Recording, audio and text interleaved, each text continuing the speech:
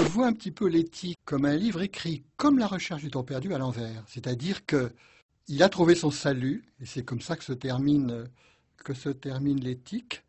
C'est le salut grâce à la puissance de l'entendement. Et à ce moment-là, il peut commencer l'éthique.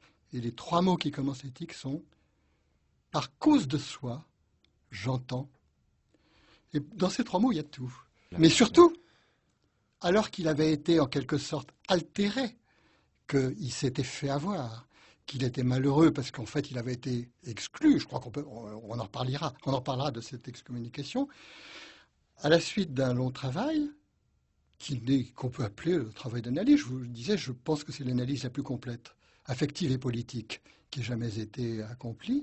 Il est redevenu cause de soi, alors qu'il était causé par d'autres. Je dis douceur inflexible de quelqu'un de vraiment radical, parce que je pense que la violence, c'est une radicalité non aboutie, non accomplie. La vraie radicalité, celle de Spinoza, c'est ça. C'est pour ça que Gilles Deleuze parle de Spinoza en expliquant que le philosophe prend tous les coups dans la mesure où il n'offre aucune prise. Voilà. Entre 1656, date de l'excommunication, et 1661, on perd sa trace. Tout ce qu'on sait, c'est qu'il a appris de latin, il a lu Descartes, et puis il a fait un certain nombre de choses, mais on perd sa trace. Les biographes perdent sa trace. Et je ne peux pas m'empêcher d'imaginer que c'est pendant cette période qu'il a accompli cette analyse. C'est-à-dire qu'il est arrivé à cette invention, je crois que vous me direz si je me trompe, c'est vraiment le troisième ordre de connaissance, c'est une invention spinozienne. L'ensemble, finalement, c'est une œuvre thérapeutique. L'éthique, c'est un formidable traité thérapeutique. C'est en même temps qu'un manuel de judo. La capacité de se créer, de continuer à s'inventer. Ça veut dire effectivement à fond, et délibérer, c'est réfléchir, mais c'est aussi délier. C'est-à-dire que je vois guère de méthodes autres que les associations, qui sont l'antiméthode par excellence, qui permettent à la fois de réfléchir et de se délier, c'est-à-dire de penser à rebours, d'avoir une attitude différente et qui libère. Au fond, c'est l'effet libérateur du rêve. Le travailleur du rêve dit un autre montage est possible. C'est-à-dire votre mémoire a fait l'objet d'un montage réducteur par la parole de l'autre.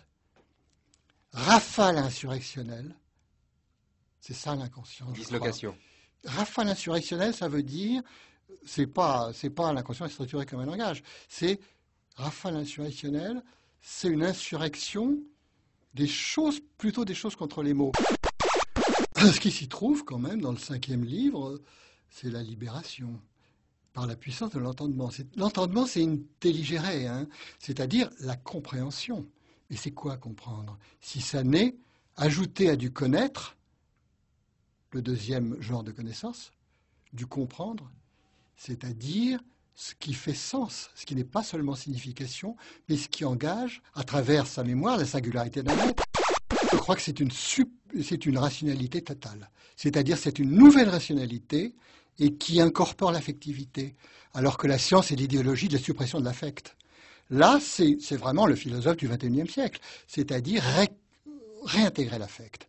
Et je pense que le comprendre, la cause de soi, tout cet effort de Spinoza pour trouver ce qu'il appelle le salut, ça se résume assez bien il y a 2 mots dans l'éthique qui sont presque la définition des associations libres.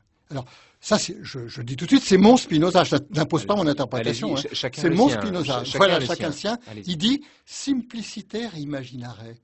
Imaginer simplement, comme on le disait pour les associations, sans chercher à être intelligent, sans faire le malin, simplement, simplicitaire. Qu'est-ce que c'est d'autre que la méthode associative?